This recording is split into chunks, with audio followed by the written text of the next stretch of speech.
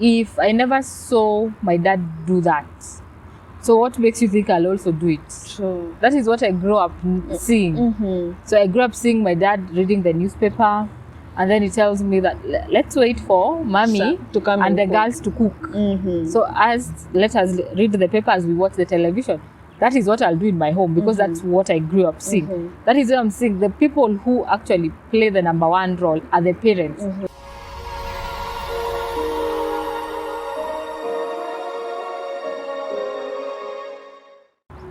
Good morning, this is Royal Trendia. I'm your host, Judy Mungai, and today with me, she's Annabell, a counseling psychologist, right? Yeah. Good morning. Good morning. Thank you for having me. That's interesting. Who is Annabell? So Annabell Gichure is a counseling psychologist and a coach by profession.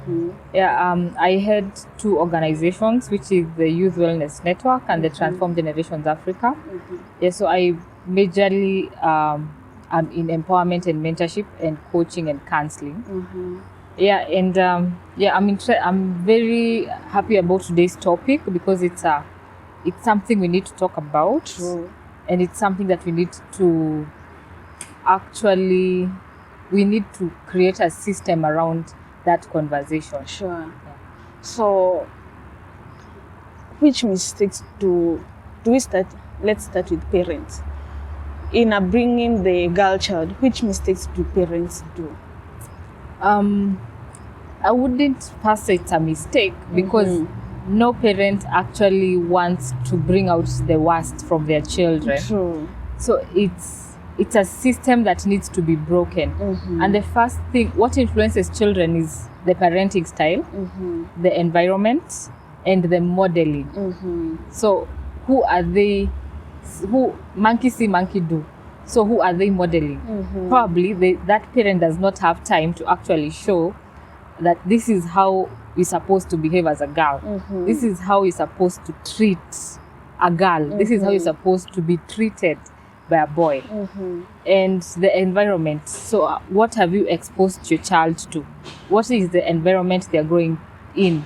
So a child living in Kibera and a child living in Runda, they are from two different backgrounds. Sure. So you expect different results when they grow up. And then the parenting style. So how are you parenting? We have the authoritarian, authoritative, permissive, and uninvolved parenting. So which parent are you? So that influences how the child is going to grow to become. And then something else we need to break is discussing about how do you parent a girl, how do you parent a boy, because these two are children. Sure. So you're supposed to teach them to be like a true human. No entity, to be a woman, to be a man.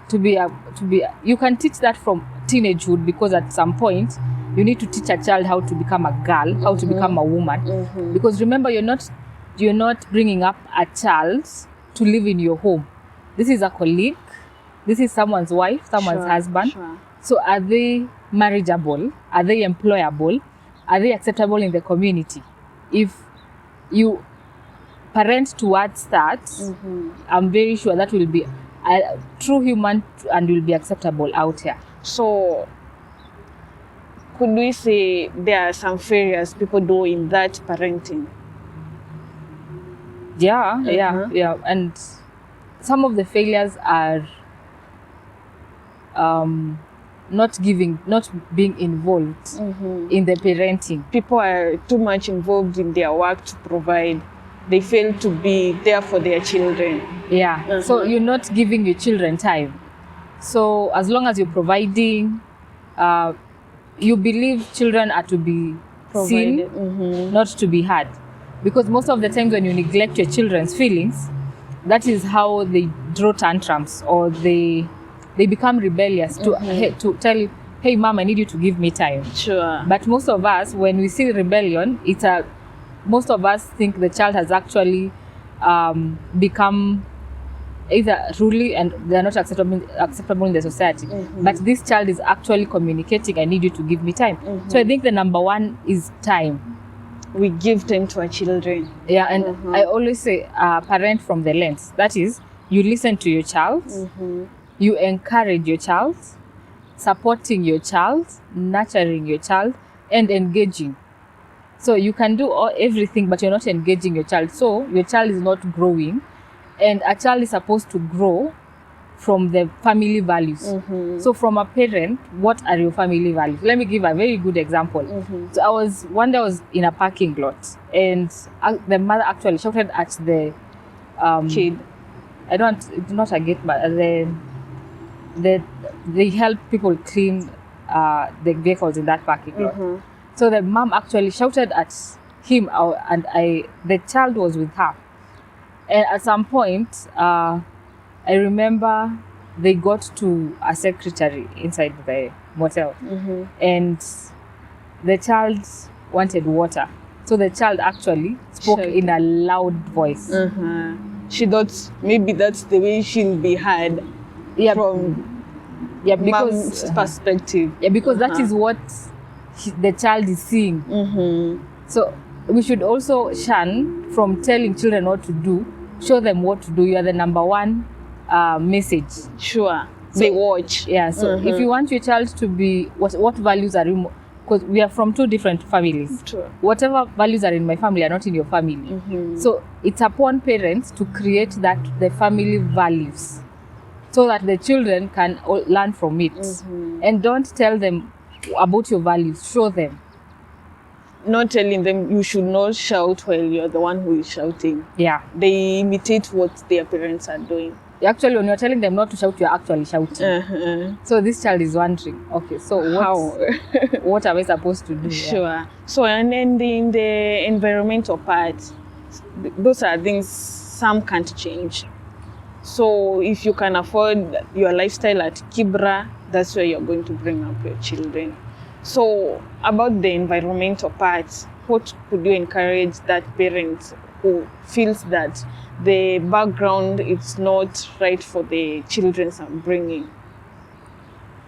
By the term environment, it is not, where you live actually affects. Sure. But environment is in terms of the family environment. Because I might live in Runda, but I'm living with parents who are living together, but they're actually separated. So every time I see them fighting, that is an environment you're exposing your child to. So the child will grow up knowing violence is okay. Since you people are living together, it's okay.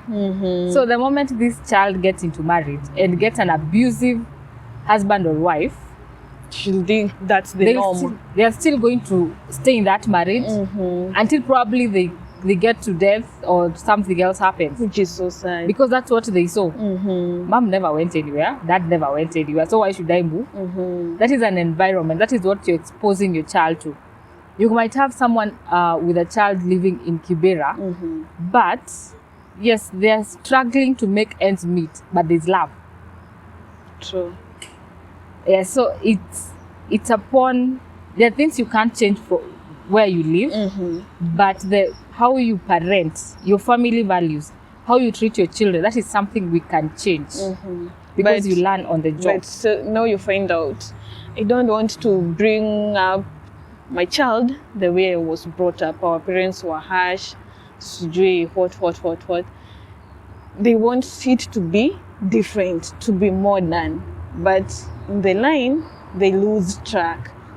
Now, should the today's parents change or go back to how we were brought up, or what should be taken from what we grew up knowing and what they want their children to be? The today's parent now, they want to change everything, whereas the Kitambo parents would discipline that child. Now they were too harsh, you could be beaten out of nothing. What would you say to that person who wants to change everything? They don't want to beat that child, to be disciplined. I would say it's not about changing, it's about blending. So So, for example, let me give you a very good example. Probably two twins who are from the same home, but the parent was an alcoholic. And one becomes an alcoholic, the two twins, and another one becomes a very good person. So has a very good family, is a very good family man. And the moment they ask, the answer was, I had no choice to become the person I am today. Why? Because of what I grew up seeing. what they grew up seeing. So one chose to become an alcoholic. The other one chose, I'm going to change this line of strategy in my family. So it's one thing we have to accept: the children of nowadays, or the 21st century children, they are not like us at their level, because they've actually grown. If you engage a child of 7 years right now, you'll be so shocked the things they know. True. And the moment you're going to beat them, they're asking you, why are you beating me? What have I done? And they know they are right. Yeah, they know. So it's, before you actually, what is your disciplining style? Like, since you did this and this, I'm actually going to withdraw. You will not watch the television for the next 24 hours because this is what you did. But explain to the child, what are they supposed to do? What disciplining is okay, but I'm against disciplining just because you think it's wrong as a parent. It might be wrong to you, but it's not wrong to the child. I always say, teach your children to face the world. Do not protect them from the world. So probably now your child is actually going through peer pressure, but they have no one to tell. They have no one. Fear. Yeah, because probably you're the kind of parent who, whenever your child tells you, let me even use a very good example. I have a boyfriend. That day, that house, you're going to remind that child for the next 1 week, this is why you're failing. So whenever you're going to use their That opening against. up against them. So these children, they are going to actually look for alternatives, and they are there. They're very many. Actually, there are people out here waiting. I always tell parents, there are people out here waiting to take care of your children for you. True. So it's a matter of you taking the mantle and saying, I'm going to be intentional about this parenting. So after a child has completed Form 4, have you had that conversation about what they expect out there? That this is where we're at, but it doesn't limit you from having more in future. Or have you taught them to work hard or to work smart? And so if you've not had this conversation with them, they'll actually admire what they're seeing out there. And they'll get the advisors out there. Yes, so they'll not come to you for advice, or they'll not come to you like, I've seen this and I would love to have this. They'll go to someone else. Their peers. And the peers, they have alternatives. They're like, actually, this is what you can do to get money.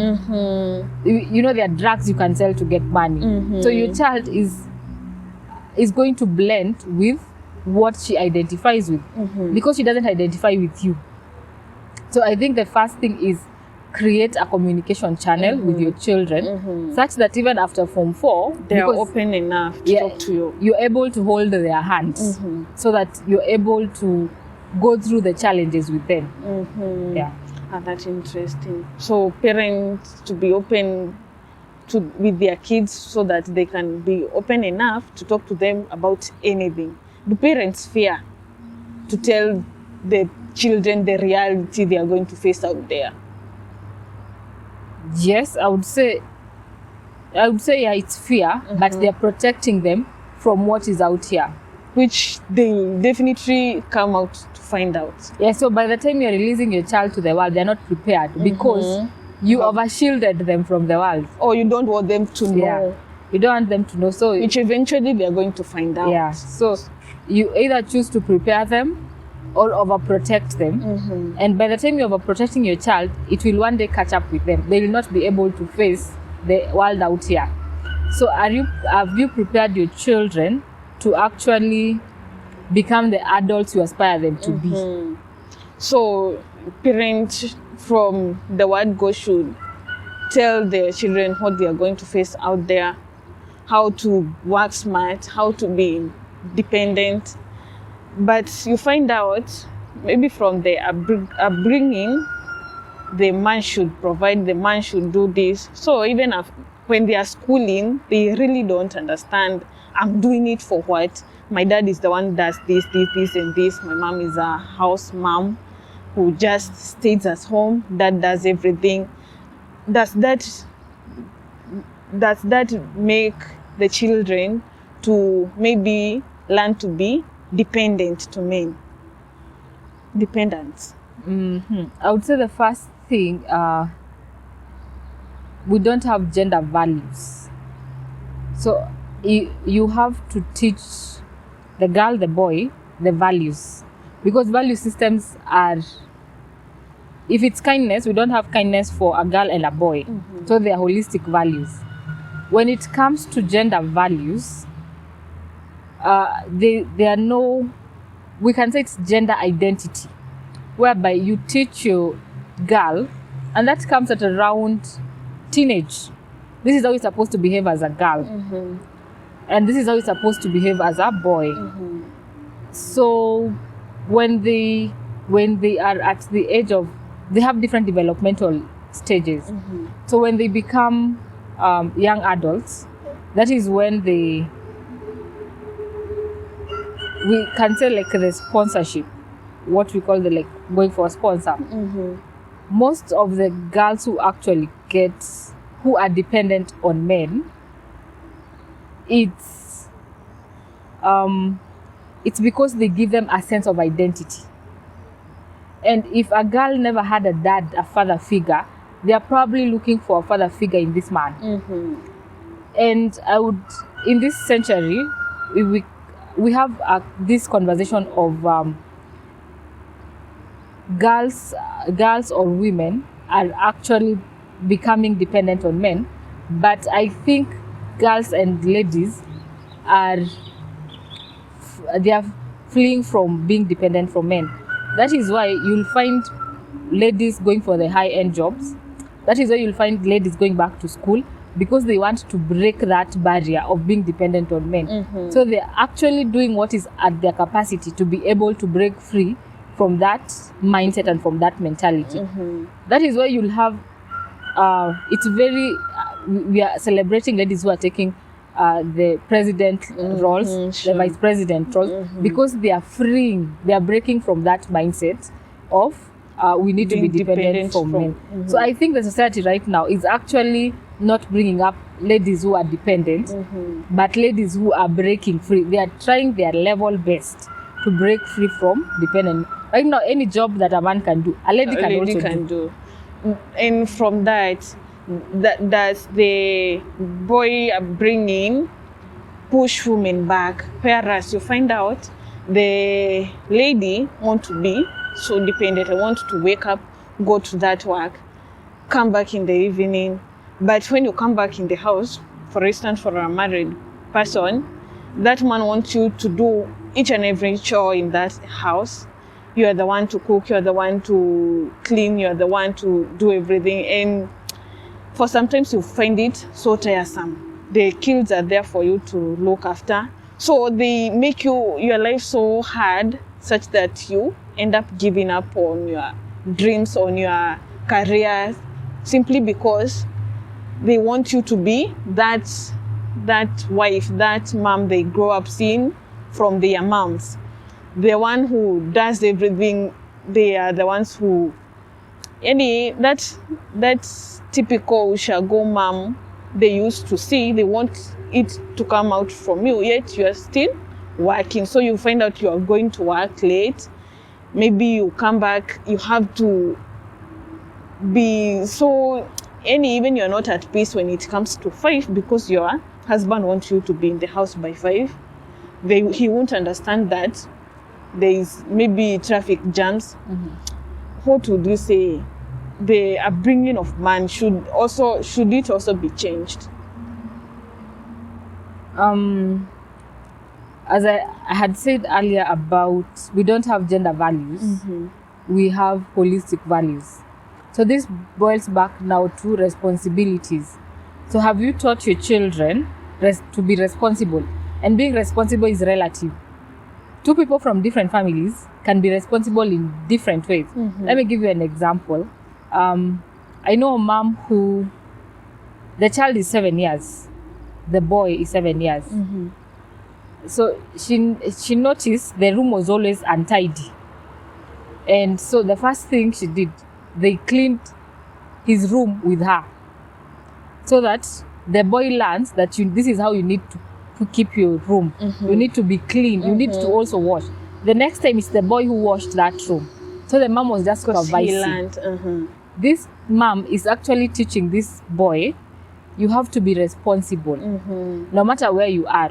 So if this boy goes to campus, he'll tidy his bed, he'll do his chores. He's going to be tidy, he's going to be responsible enough to clean his room.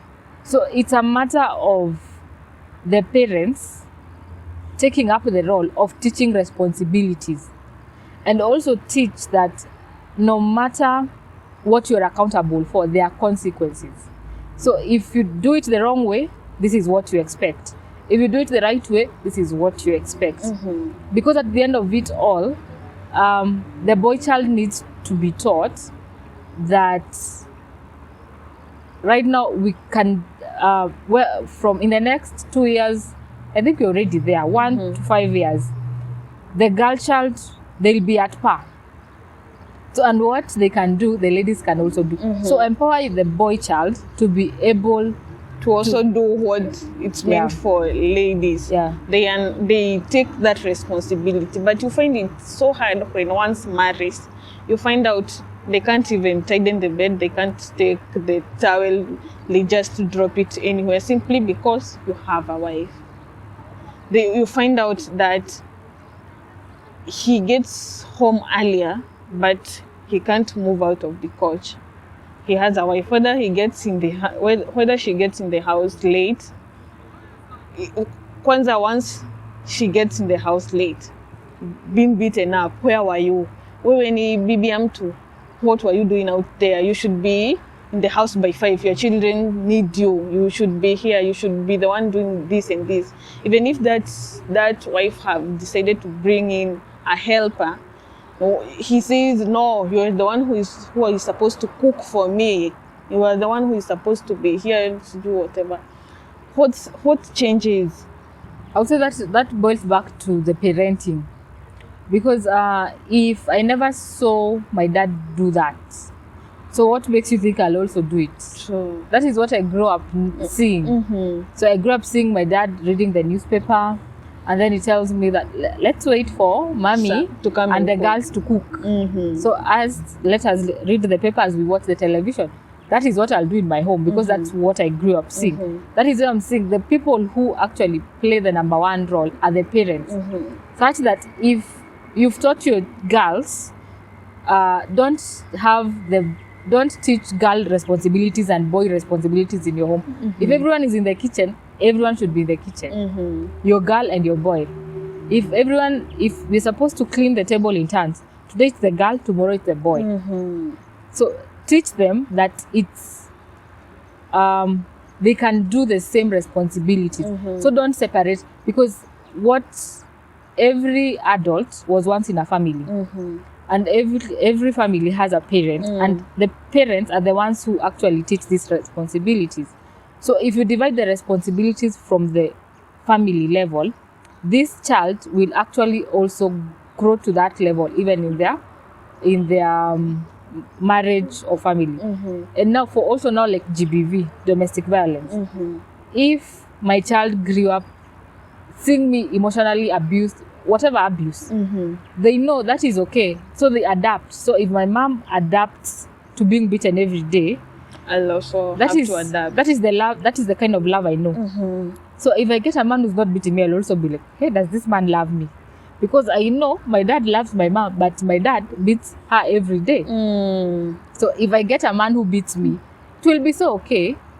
So someone else who actually knows this is not right, you'll actually die in this relationship. For they will not actually see the problem. You have to break that mindset of you don't need to be in an abusive relationship, marriage, for you to actually thrive. And this also now drops back to self-concept. What have you nurtured your girl to have a healthy self-concept? Have you nurtured your boy to have a healthy self-concept? Because in every marriage, in every relationship, in every working environment, you have you as a person first. So your self-concept will affect every other living thing in that place. So what can break that bad growth, if I can say, what can break that mentality of being the dependent woman, of being that mentally, you are that man who wants to take control over everything, over that home, over that woman. What can break those who, if I can say, who are not brought up right? It begins from the family level. You start, as we said earlier, about responsibilities and values. So teach your child, teach your boy, teach your girl how to respect the other people. Do unto others the royal law. Do unto others what you'd want done to you. Because you can't begin teaching it from the community. That is one thing we are doing wrong is we are having these conversations from the community level. But if my family doesn't have that, why do you think I'll listen to you? Sure. I can't. Because in my family, this is what I know is right. This is what I know. This is how I'm supposed to treat other people. Mommy has shown me, daddy has shown me. And so, everyone wants to stand with that, what they have been told, what they have learned from their community. Yeah. So who are you to actually change what I know? This is what I grew up knowing. So the major thing is creating the conversation from the family level, from the primary caregiver. They are the people who can start with these lessons, with these conversations, so that we are able to create a community that upholds the royal law, respects others, and at the same time treat others as you'd love to be treated. And the moment you have that royal law, I cannot just come and slap you, because you would also not want that to happen to me. Sure. Yeah, so also don't use jargons on your children. Teach them lessons from where they're at. A 7-year-old, you not use the same lessons as a person who's 14 years old. So as they grow up, so also now you expose your child to the world in bits, such that you can go with a 7-year-old child to a supermarket and you actually tell them, pick what you want. So you just observe. If they pick things, you tell them, and we have 1,000 bob. So if they come with things worth 5,000, you tell them, we had discussed, we have 1,000. So you're picking things that are for 1,000 bob. The moment you actually teach this child to make decisions, you're supporting them in the decision making. Sure. And they'll not be entitled to take the 5,000 things that they've bought, because they already know it's 1,000. It's 1,000 available. And you teach this with love. So the moment they get to another level, they'll know we make decisions as per this. They'll be accountable. They'll be accountable for everything. Yeah. So what should be done? What exactly should that young adult know for me to be, maybe in their bringing, the parent failed. So what should be done to that? Let me say failure, their parents committed, so that they can come out to be great people out here, responsible adults, maybe in their families, to change that narrative. Even if I was brought up this way, I can change to be better, and my children to grow up being better people. I think the first thing is to accept that what has happened, and now start working towards what they want to see. And we have a lot of like youth groups or even counseling, mentorship programs. Sure. Because it all drops back to the self-identity. You accept where you are at. Yeah, accept where you're at, and now start working towards what you want to see. So as we wind up, for this narrative that it is, for ladies, they want to be rich fast. We are too eager to show men, if I can use that word, that we can be better. That's what bringing into all these deaths, all these killings. What is that the narrative? Is that the case where that the men believe that all these killings are coming out from us wanting to outdo the men? That's why I will go for that sponsor, simply because he's going to give me that car. When I drive it to my peers, they'll see I have outdone them. Is that the case? I would say the first thing is prepare. The men should actually accept that the 20th century ladies are not the same ladies we have now. Right now, ladies are empowered, and you should treat them as they are. So right now, ladies are not to be seen, they are also to be heard. So are you able to hold a conversation with that lady? Anywhere, probably it's the office,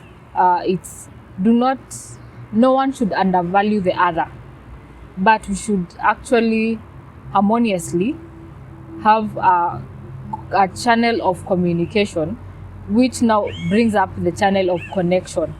Because if you can't communicate from the same level, you will not connect. True. So I think as the ladies, we've also worked so hard on empowering the lady, and it's like we are kind of neglecting the man. So also let the men develop themselves to a point where they are able to handle these empowered ladies out here. And that also now drops back to the self-concept. So if you have inferiority complex, you will never be able to withstand a lady who is empowered. Sure. Because you'll always feel it's like you'll always be defensive. And that is why by the moment you notice you're getting defensive, either you have a self-check up with yourself, and at the same time try to understand what is it that we're not hacking. So I think the major thing is let us all hack that self-identity code. And from then you can empower each other. At the same time you can grow together throughout the tide. And what happens when a woman has her own money, she is well up? You find out most of them, men kind of fear them. You find out maybe even they are about 30s, 40s, they are not yet to be married, simply because they are somewhere, if I put it that way. They are doing well, they have their own money, they are driving their own cars.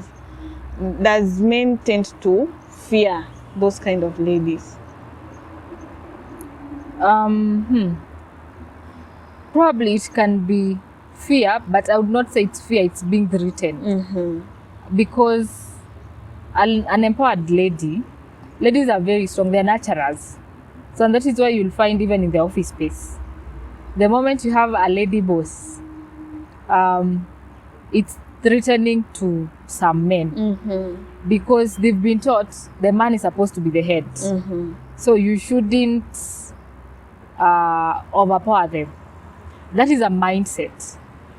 So I think the major thing with this is we break the mindset from the different genders, the boy and the girl. Let us train them to be one. And by being one is being a true human. So what if I can make a very good CEO as Don't a man? see a lady. A lady can also make a very good CEO because we have the same capabilities. Sure. We have the same opportunities. So we are able to take up tasks, not by the term being a lady or a man, but by being human. And what you have, your papers. Yeah, I've gone to school, the same schools you've gone to. I've worked in the same companies you've worked in, and we in the same environment. So we are exposed to the same thing. So as a human being, whatever can affect you can affect me. It's not in terms of gender. So they break that she's a lady, he's a man. Yeah. Thing. Interesting. What's your parting shot as we wind up? So I would actually love that these conversations to actually be held at a family level, because that is where in the next generation we need to have this conversation such that we are not empowering the girl child and leaving out the boy child, because we believe the girl is one to be empowered and the boy child is already empowered. So if you don't empower the boy child, who is going to empower them? True. They are going to empower themselves, and they are going to empower themselves the wrong way. So from the upbringing, from that baby to the top, we keep empowering them to be better and to grow better. It has been an interesting show. Hope you have learned too. I've learned also. I've been your host, Judy Mongai. Remember to subscribe, leave a comment too. Thank you.